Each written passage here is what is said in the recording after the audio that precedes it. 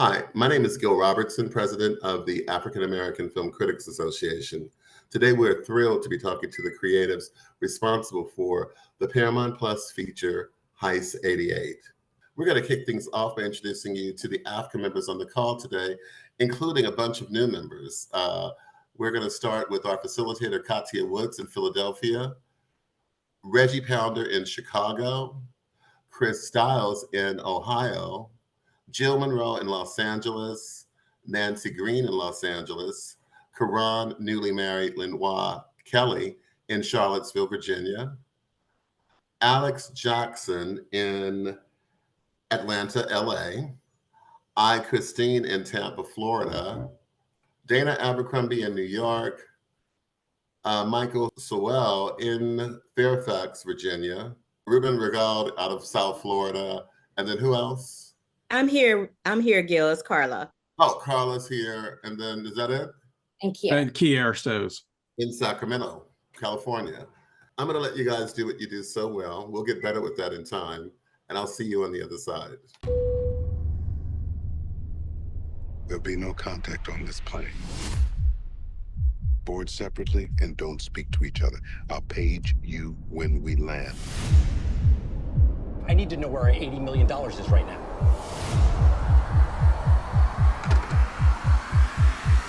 Run. Jeremy Horn has an ability to convince anyone to do just about anything. One last score, 80 million. Help me rob the First National Bank of Chicago. I will make each of you very wealthy. We are talking about robbing a bank. Where we work! I'm in trouble. I owe money. But I'm tired of living like I'm living. Black at a bank, make $3.35 an hour. We pull this off, we're gonna be the new kings of Chicago. We pull this off, we'll never be able to live in Chicago again. I said we go get this money. Do you even care about what happens to us? Get me the FBI. Then we need to move now. This is for real. He has a heart attack. Hi, Reggie Ponder from in the Chicago market. And Heist, my question is for you. And this has not only is it a caper kind of thing, but it also has a lot of mystery to it. How did you approach that? And was that intentional in the way in which you made sure that it was so mysterious? Yeah, I'm not sure it works. I think the trailer probably works more as a mystery trailer than the movie. The movie is much more of a thriller. It's very much more of an intense thriller. And, you know, all of that really was already in place when I was approached with the script. Screenplay, which was written by Dwayne Johnson Cochran. You know, he did an amazing job on it. Unfortunately, he can't be with us today because he's on strike. He's the writer of the project, so he's not able to join us. But yeah, I was fortunate enough that the script was in a very good shape when I first read it, and I just loved the story. This is kind of right up my street. So in that sense, in terms of visualizing it, I was very clear about what kind of a movie it needed to be and what the elements that we needed to bring. You know, obviously we had Courtney B. Vance already in place to play the lead.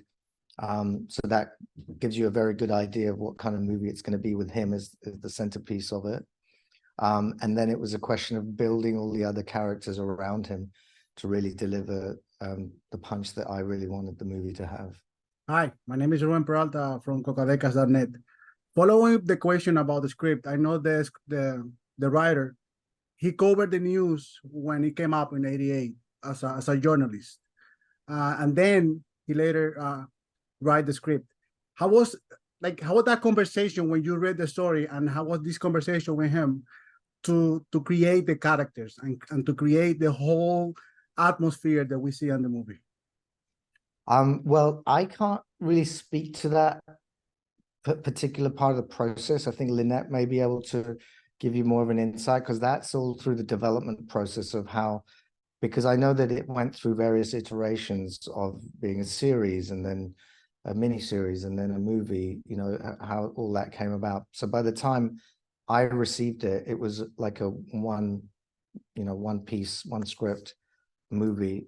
And so my sort of take on it was that at that point, it was already fleshed out to a greater degree. But I don't know if Lynette might want to chime in to tell us a bit more about how the characters came together and how the development process worked. Yes, Ruben, you are correct. Dwayne has a background as a journalist before becoming a television and then a feature film screenwriter and also a documentarian. And so when this resurfaced as a potential story, it was following Courtney having just won the Emmy for The People versus OJ, American Crime. And initially they thought that this was a story that could unfold over 6 to 8 episodes, but it is indeed a feature film, and that came out of the development shortly after I came aboard Bassett Vance, and we were working with our partners at Paramount Plus and MTV Studios. And now it will also air on Showtime as well. Things, change quickly in our business, but really it was a much more, as Menhaj spoke about, thriller, compelling narrative as a feature film. I think it allowed for the tension to really build. And we did move away from some of the characters in the true story, because this is inspired by, it's not necessarily based on the exact story and the exact characters. And so that was part of the development, and the character that was created for Precious Way did not exist in the original story, but felt really important in how we tell this story present day. And I feel is really additive to the dynamics between the 4 young characters. And speaking of why this was a compelling story for Courtney, he has a great love for Chicago. He's from Detroit. He has a great love of the era, and it was really a David and Goliath story. As much of it was a heist, at the heart of it thematically, it was about the little guy taking on the big guy at a particular time that I think is still very much present today, of really, focusing on the excess of the 80s and what it meant for these kids, as it says in the trailer, making $3.35 an hour working at a bank. So that's hopefully answers your question of the genesis and some of the development process. I'm Nancy Green with Film Critique. And one of the things that I found really interesting about the movie was the fact that he keeps talking about the things that he lost. Like, he has a speech in the movie where he talks about all of the opportunities that he didn't get despite having all of these skills. Can you go into how you incorporated that into the movie, as well as talking about how he is risking damaging these young kids' lives, getting them involved in this? Can you talk about like that kind of juxtaposition?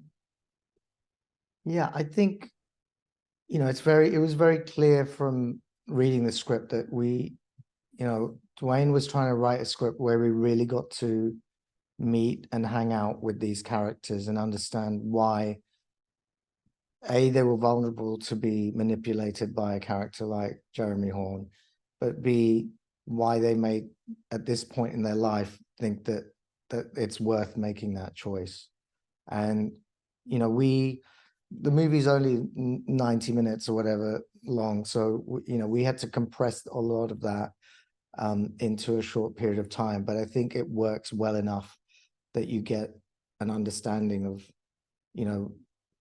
the lives that these young people have are so, not only like do they have very little, they earn very little, but they're working in an environment where they're surrounded by wealth, like whether it's downtown Chicago and there's a huge building, and yet they're working in the basement, which is,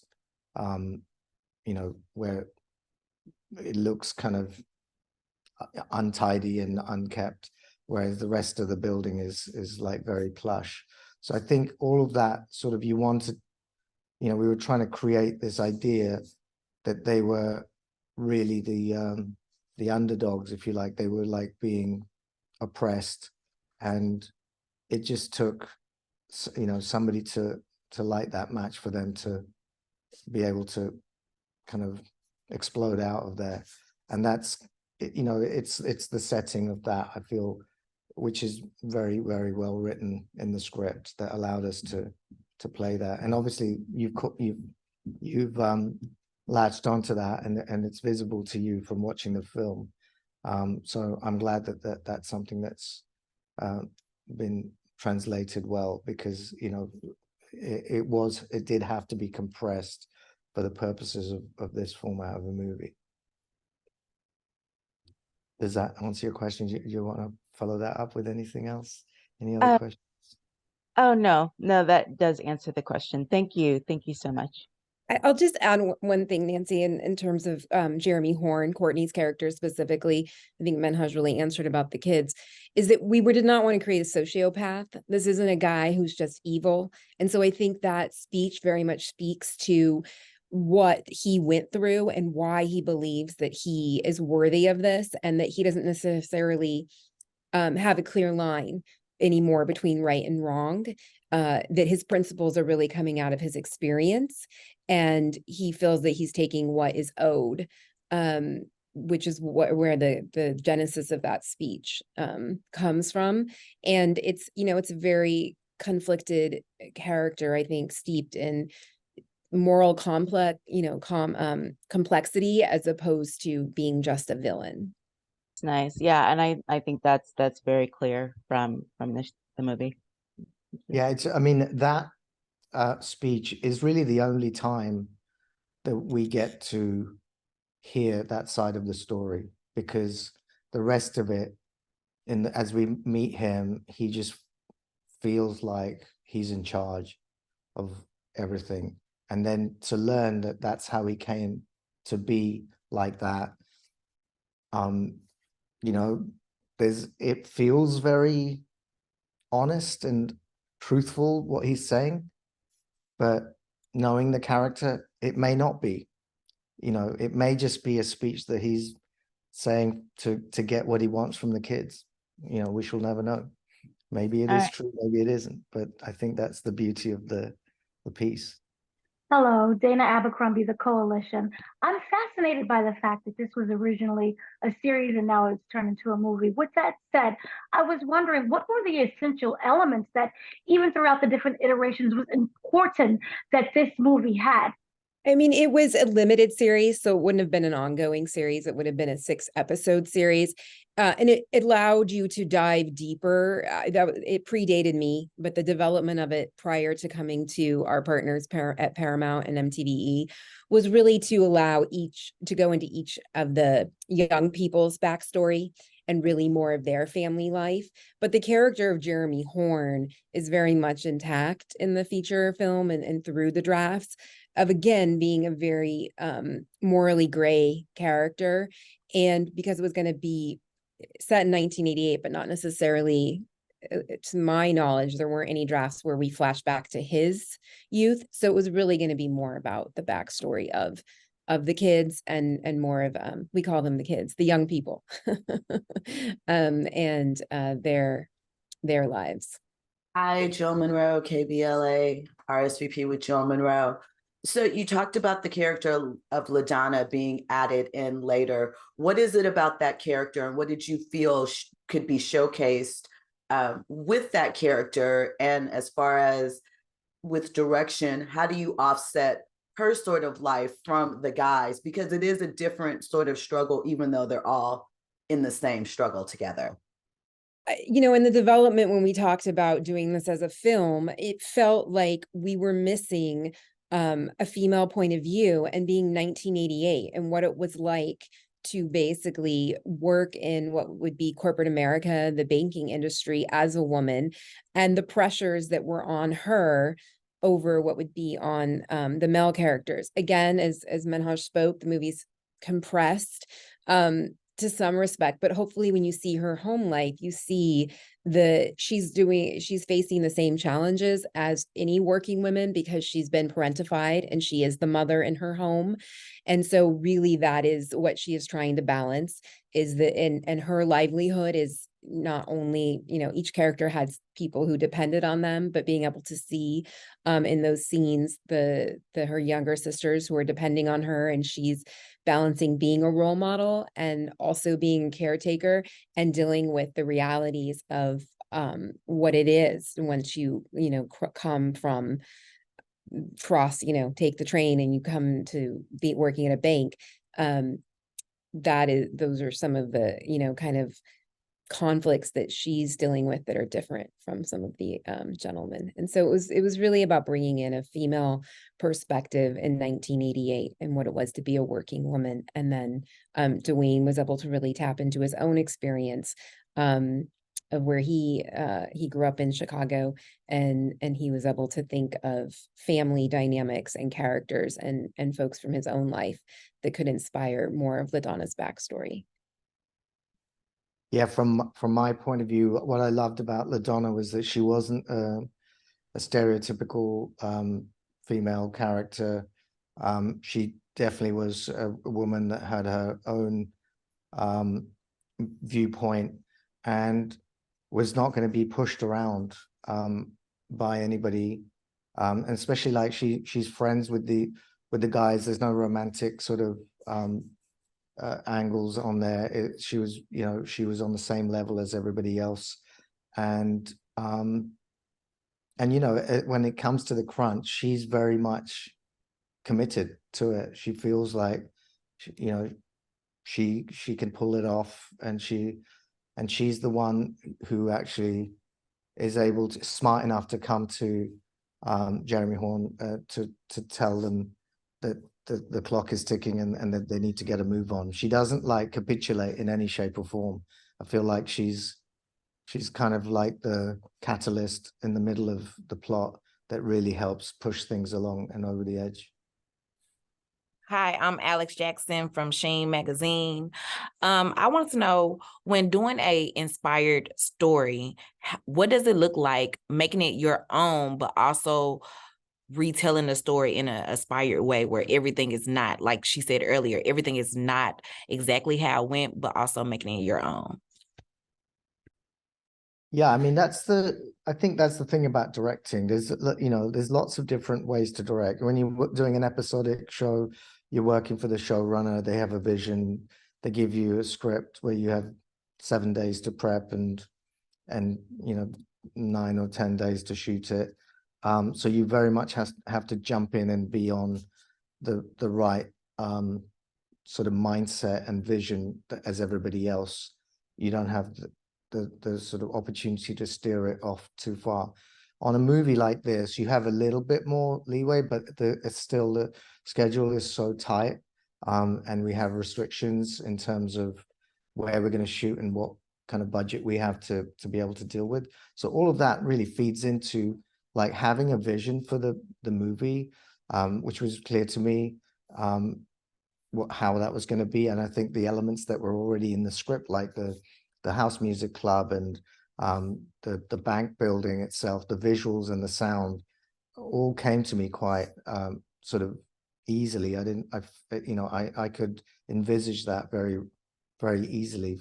It just came to me very easily. So in that sense, it was about like kind of just harnessing all of those elements and trying to create an aesthetic which really worked for the time period. So communicated that, as well as intensifying the thriller element and the thriller sort of genre that's in the DNA of the script. I mean, I think the thing that people don't feel until the end of the movie is that there's so little action in this. Everything takes place literally on phone calls and conversations, and yet we were able to heighten like the sort of tension, the feeling of tension as you're watching it.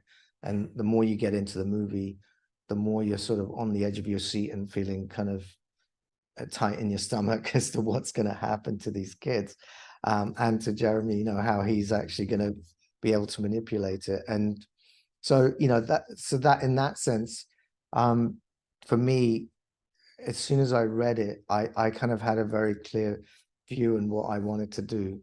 I just wanted to, I'm fortunate in the sense that, when I met Lynette and Courtney and Dwayne, that I was able to get on the same page as how they saw it as well, and then sort of deliver a film which is like happy, that makes all of them happy, and I'm really happy with myself. So that I think that's when you've got a good collaborative effort, because that's what these kind of projects end up being. They're not they're not the writer's vision singularly or the director's vision singularly.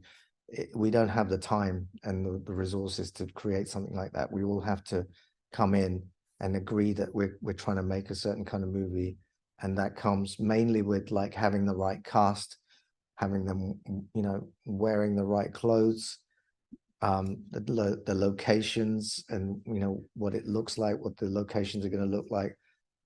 All of that stuff comes in, and as long as we've got those elements, everyone's online with those, then it's really about the performances, and that's really down to me, and getting the actors to do what I love doing, and they just did such a great job of like really encapsulating these characters. So I just love creating scenes and stories where you forget that you're watching actors. You just feel like you're present in these people's lives, and that's kind of the feeling that I was getting as soon as I started working with all of the actors. And I think that's sort of the strength of the piece, in the sense, if there's a vision for the movie, then that's where it comes to. And of course, the music at the end of the day really helped elevate the style of the show to what I like doing with the camera and with the pictures and the sound. That I usually have the music in the back of my head to know what kind of a movie it's going to be, which is something that's kind of tricky to verbalize, I think, when you're on set, but that's something I always carry with me in my head. And I think in this film, it's no different to my other films. It really comes across and is a huge asset to the movie. I think I'm actually next. Kier, so Sacktown Movie Buffs. So I was really invested in the characters, the especially for the young adults, if you will. So I mean, it's kind of implied that they're going to be okay because it seems like a back-end deal was kind of worked out for those kids. I was just curious because they kind of ended with them basically in handcuffs, and so I was just kind of curious, why it was chosen to end it with. It seems like they're still getting arrested at the end, and then you're kind of wondering, well, what happens to the kids in the aftermath of that? Was there a direct decision to end it with them basically feeling like they're going to be okay, but still seeing them kind of leaving in handcuffs? Or is there a decision that was made to showcase that instead of kind of showing an aftermath of maybe they've gotten some money or something of that nature? Lynette, do you want to speak? Yes, I mean, we had, some films really and stories, I believe, take on a life of their own. And one of the challenges in the development that actually carried us all the way through production was in the real story, which again, this was not meant to be a retelling of the true story. All the young people went to jail. And there was a point in the late development with everything going on in the world. I actually read a draft that Dwayne did, and I called him and said, I think this is too bleak. I don't think I'm going to want to sit on my couch and watch this movie we were developing during the pandemic, or coming right out of the pandemic, and see all of these kids go to jail. Plus we've created completely different characters. And so that's where the idea that Danny makes a change, and Dwayne had a choice of which character, and we pitched it to Courtney, and Courtney said, I love it and I agree, but we purposely left it somewhat open-ended, not necessarily to honor the true story, but they in the end they were going to go through with doing something wrong. They did, it all obviously foiled, and Danny, and my belief is he saved them from that.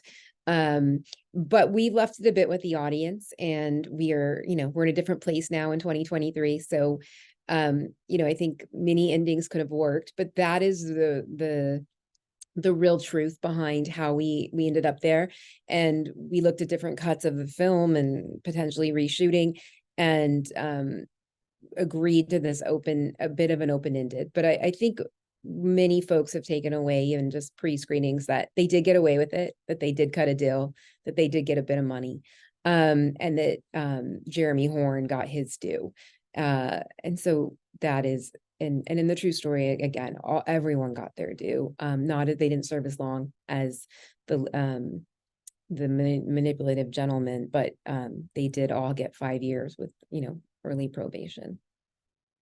I think what I like about the ending as it stands is that it does leave the door open for a follow-up movie if we wanted to do what happened next, to either Jeremy or to the kids or whatever. I think that there's definitely room to expand the story beyond that.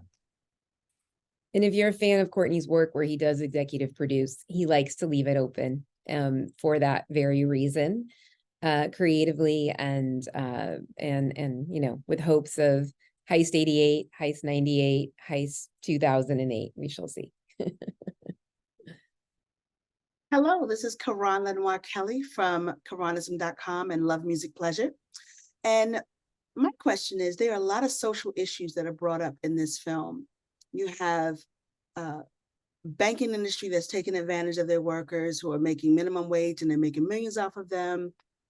One is passed over again for promotion. Another is caring for their siblings because their mom is a drunk. There are a whole lot of social issues that are intertwined in this film. My question is, with the diversity of the youth and the elders, who's really taking advantage of whom? That was a really interesting place for me, because throughout the film, you're wondering who is getting the advantage and who is taking advantage. How would you respond to that? I hadn't really looked at it like that, so that's a very good question. I mean, I think talking to Dwayne, a lot of these characters are based around what he witnessed as a young person around that time. And I think that's what I saw in it, is like this sort of the reality, the authenticity of Chicago life on the South Side, in the late 80s. I think that was the idea behind, and I think the idea of like these kids working for minimum wage is something that no one probably ever heard of that before, like until we expose it in this particular film. And the way we've done it is to say, well, actually, yeah, you're exploiting them, and then they got their own back, by taking money from the bank. That's kind of the sort of poetic justice, if you like, in that sense. But I hadn't analyzed it in the sense of anybody taking advantage of anyone, so I'm not sure I could answer that question. Well, I don't know that I could answer it either, but I do think there's something we talked about a lot, and it was really important to Dwayne, is that it was shortly after Harold Washington had passed away. And so there was, within local politics, we can all think about what's happening in the country in 1988, but really within side of the local politics and what that meant for Black communities in Chicago and the conspiracy around Harold Washington. And it's a very small piece in the beginning of the movie. You hear it on, I believe it's LaDonna who's listening, and you hear the radio in the background. But, we're here to tell a very, a smaller story about this heist, but I think that was definitely a bigger theme in the film, and maybe why that asked those questions for you. Because that was some of the unrest, some of the conflicts, some of the why, what was the advantage and the disadvantage. And that had been a very much of, for anyone who's from Chicago, or of course you probably know your history, it was a bit of a hope that was lost in Chicago at that time. And oftentimes when we lose hope as communities, those are the questions that we ask ourselves, maybe not termed that way as advantage and disadvantage, but what is left for me, and what can I have and how can I get mine? And I think that is definitely subtext that was intentional on Dwayne's part in early development that still lives somewhat in the film. Yeah, I think it's the whole Howard Washington thing is a couple of it's very subtly done because we didn't really delve into it and it's there in the protests that are happening outside the bank, and then there's the radio the radio program that's playing in the background when we first go into the bank and see them working in there. Yeah, those are the two main things, and also the fact that Bree is now working for a politician. That all of that it's just done very subtly and has a presence, I think. Thank you so much. Hi, Chris Dowles out of Cleveland, Ohio. This is for the producer and the director. What was the casting process like, and what made the actors you chose perfect for their roles? Well, I mean, we saw a lot of people. We had an amazing casting director. Lynette, remind me of her name again. Aisha Cooley. Aisha Cooley, yeah, who's done like every amazing show that you've seen. And so we had her sort of supplying us with like lots and lots of different self-tapes and auditions. And for me, I was very clear from this, just from reading the script, what the types were that we were going for. And I'm always looking for that to come across. And like I said, we saw lots of people, but it was amazing how people would just jump out at us. For me in particular, I would look at them and I'd be like, this is my first choice, and these are my second and third choices. And I remember like Bentley, who I'd seen on 61st Street, he played like a 14-year-old boy in that. So he was not even on my list. I thought he was amazing, but he wasn't even on my list. And then I saw him read for something which was a much smaller role. And I was just like, no, if that's Bentley, he should be doing Marshall, because I've seen what he can do, when he was much younger. And if he's now grown up and he's 6'2", whatever, then let's get him to read for Bentley. And as soon as he read it, he just absolutely nailed it. And it was amazing. So, and then, Nikon, again, was someone who I could see was, brought that sort of pseudo-intellectual character who was thought of himself slightly above. No, not that Nikon is like that in real life, but he played it in that way. And he just nailed it. Precious, we had to sort of go around the houses slightly before we landed on her, because she's someone I'd worked with before on Queens, and I'd suggested her like right up front, but I knew that there were other people we were chasing, and the timing just got kind of tight. And then she did her audition and everyone saw it and just went, wow, like she's the real deal. So she came in as well. And then Xavier as well, I think his audition, he was someone we hadn't really seen much of, but Aisha was adamant. She was like, no, he would be, great. And I remember seeing him on he was like the first one of like 20 people we were watching on a self-tape Zoom thing. And as soon as I saw him, I just wrote down like, he's like exactly what I had imagined. And I watched everyone else. And there were some other great people there as well playing that role, but I just kept coming back to him. And so, yeah, it's the modern way of casting. You can't really bring people into the room and see how they bounce off each other. But, we ended up with these guys, and as soon as they got together, I just remember having that first kind of evening out, having dinner with them, and they were just off, like, and me and Dwayne were just watching them going, that's them. They just look like that in real life.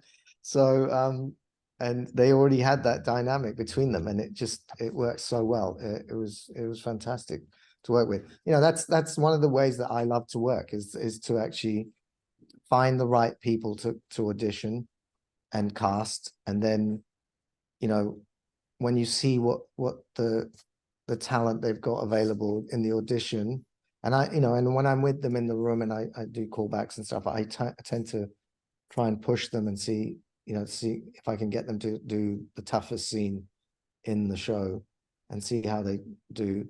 And then if they pass that, then by the time we get onto set and we've done some rehearsals, then I kind of just want them to feel safe that they can really show us what they've got. I just want them to really express themselves and go for it. And that's kind of what they did. And and the less input I have in those situations, the better for me, because I just know that they're nailing it. If I see something that's not right, then I'll step in and say, no, this is not, and I'll try and tweak that. But overall, that's my kind of method of creating the right performances, is getting the casting right, and then just creating the environment in which they can just like really go for it. And they all did that. And especially, I mean, obviously Bentley had worked with Courtney before, but for the rest of them, it's a daunting sort of thing to step into. It's the project of this caliber with an actor of Courtney's pedigree. It's not the easiest thing to just jump in and be like, hey, I'm going to be my best performance here. So Courtney was very good at like being the elder statesman and really guiding them through. And like I said, it's creating that environment so that they felt comfortable to really perform. And we can see the evidence of that in the movie, and that's why it's so strong.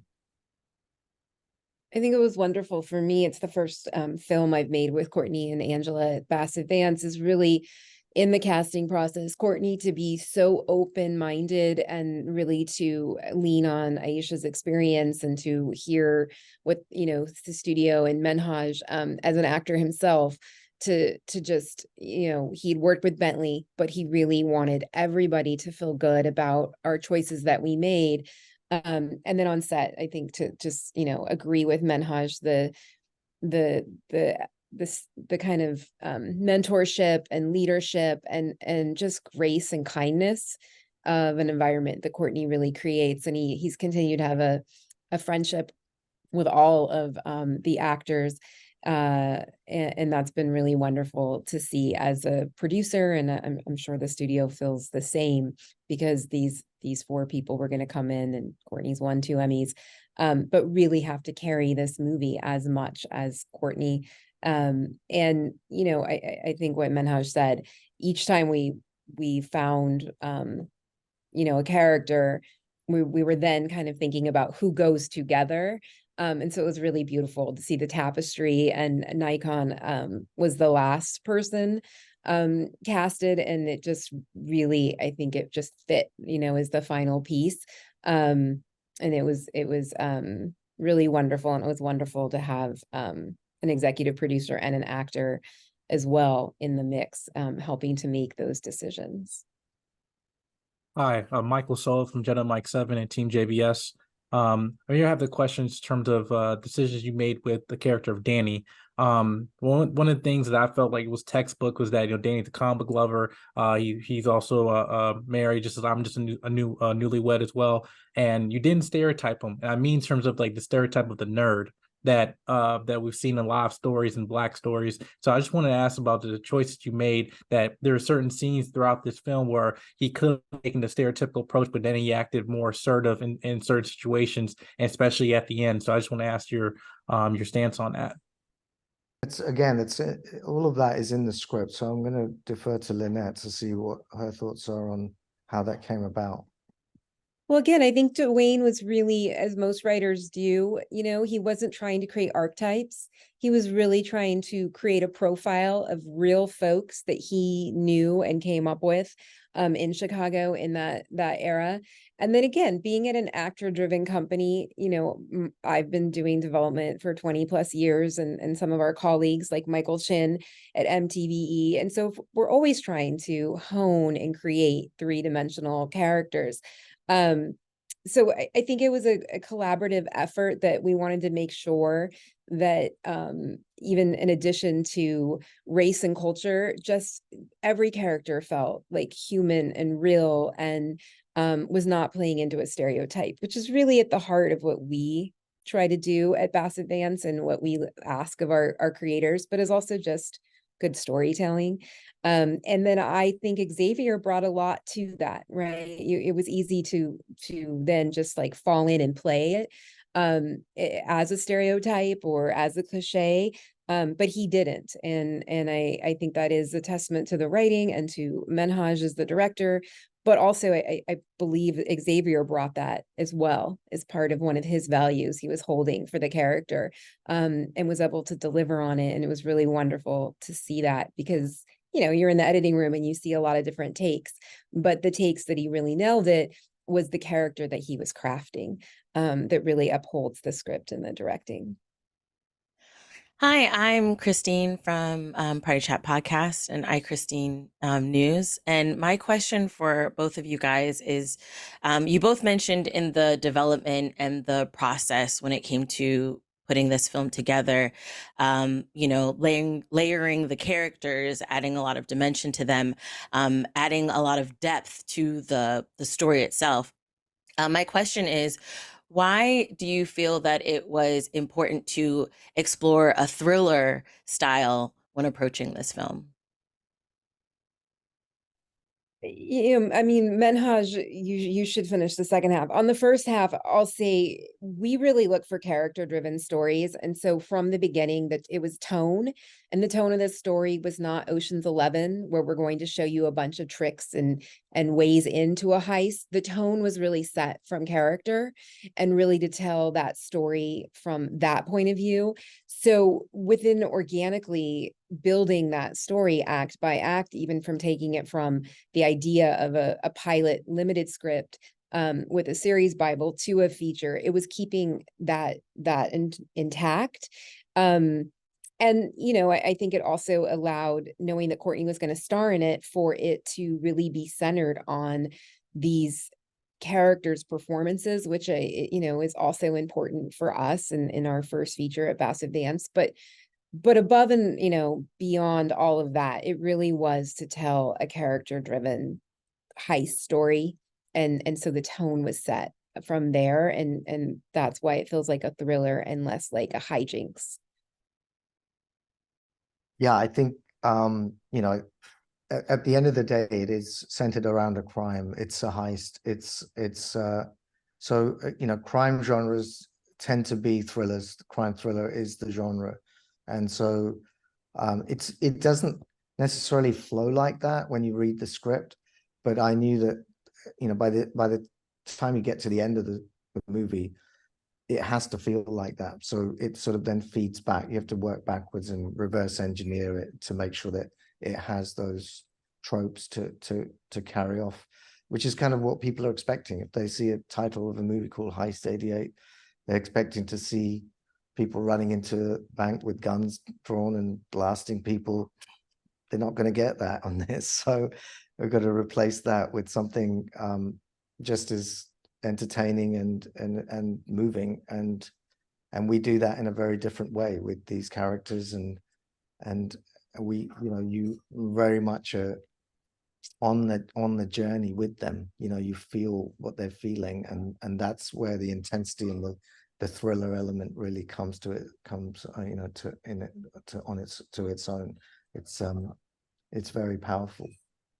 And I think Jeremy Horn is, the heist is the bank, but metaphorically, it's these four people's young lives. It's Keisha Sharp's character's life.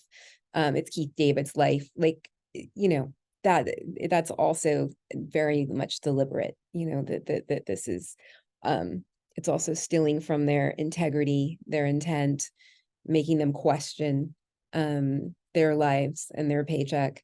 And so that is again, all building out a character. Hey, Lynette and Manhaj. I'm Carla Renata, the Curvy Film Critic. Most of the time when we see these types of stories, it's mostly seen from a white gaze, like the Oceans franchise. And every once in a while, we'll see it from a Black gaze, like with Set It Off and Dead Presidents. But having said that, one of the characters in the film said this line, and it struck me.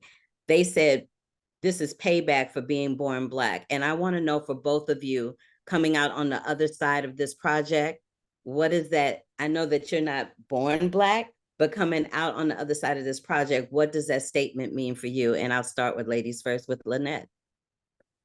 I think it's what resonates with why I wanted to work with Courtney and Angela when I had the opportunity, is that we want to tell stories from a point of view that we don't often see, which I think is what you're talking about, highlighting that point of view. And so oftentimes in this genre in particular, you see this story not only from the white gaze, but you see Black folks or people of color as the bad guy.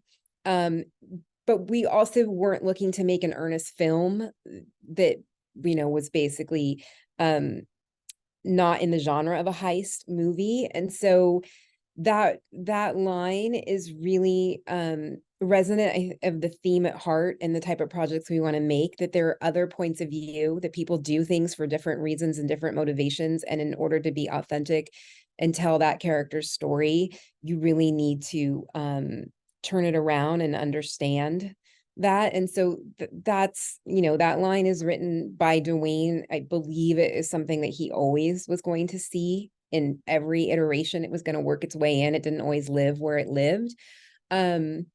Because that is, again, we're not trying to show a stereotype that Black characters are criminals. That's absolutely not what this film is about.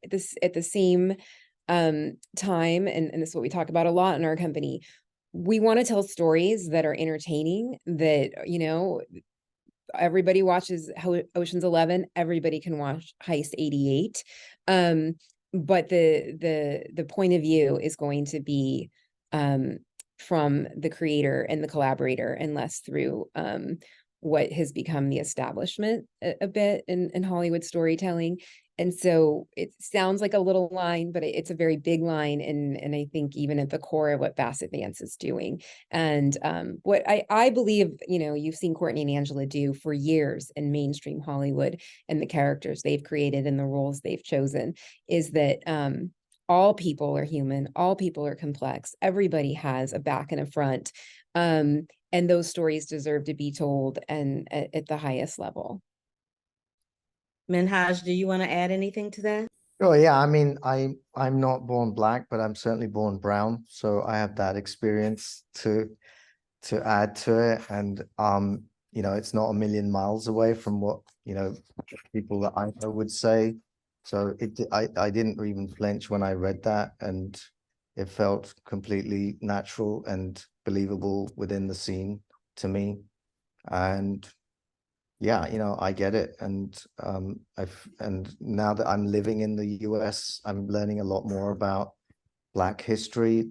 I believe it even more, so it's not something that bothered me in any shape or form, and very happy to make sure that it conveyed the intention and the emotion that it was supposed to.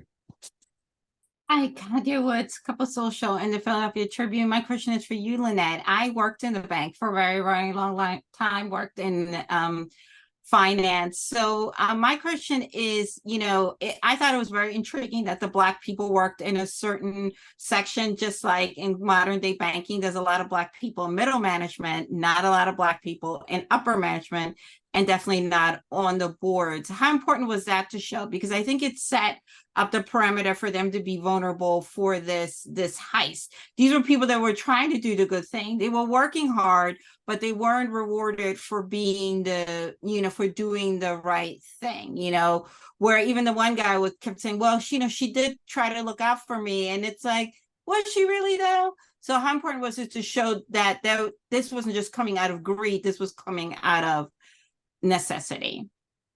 I mean, absolutely. I mean, that is again like one of the major themes in this movie, and telling it from this point of view. And Menhaj, I know it was belabored that when we were looking for the locations, that we could really be able to show visually that, as the descension and the ascension of that elevator, of what it was to be in the bowels of a bank versus to get to the floor. And Rick's entire story and his backstory is really to illuminate that, to show you, here is a guy who's doing everything right, and his boss is telling him, I'm sorry, just not this year. I'm sorry, not just this year. And there's nothing that makes him any different. We don't have an opportunity to see who his competition is, but I think it's quite clear, which again is a POC point of view of like, why am I not getting that job? This is coming down to the fact of how people see me, and how they see me is by my skin tone.